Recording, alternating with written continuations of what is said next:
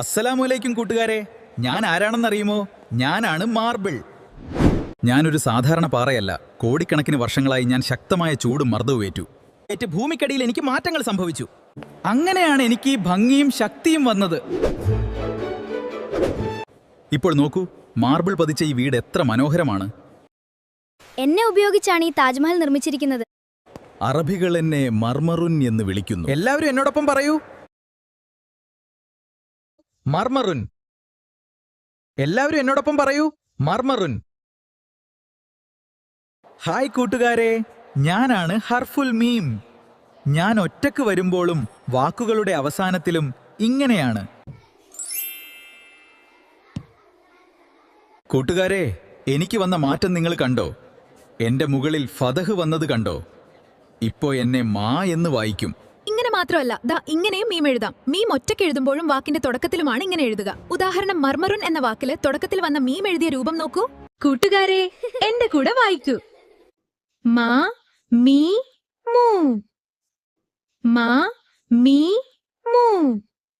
മാ മദദുൻ മാ മർദുൻ മാ മലിക്കുൻ മാ മൂജുൻ മീ മിത്റുൻ മീ മിഖ്ദുൻ മീ മിൽക്കുൻ മീ നമിറുൻ മൂ മുദ്നുൻ മൂ മുർദുൻ മൂ മുൽക്കുൻ മൂ മുലലുൻ മാ മീമു അം ലം നം മാ മീമു ദം ദം ദം.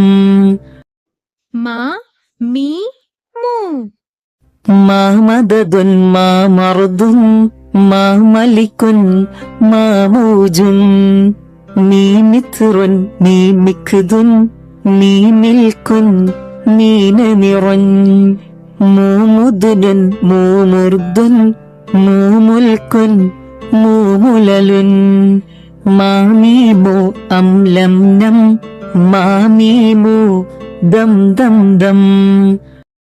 മാ മദദുൻ മാ മർദുൻ മാ മലിക്കുൻ മാ മൂജുൻ മീ മിത്റുൻ മീ മിഖ്ദുൻ മീ മിൽക്കുൻ മീ നമിറുൻ മൂ മുദ്നുൻ മൂ മുർദുൻ മൂ മുൽക്കുൻ മൂ മുലലുൻ മാ മീമു അം ലം നം മാ മീമു ദം ദം ദം.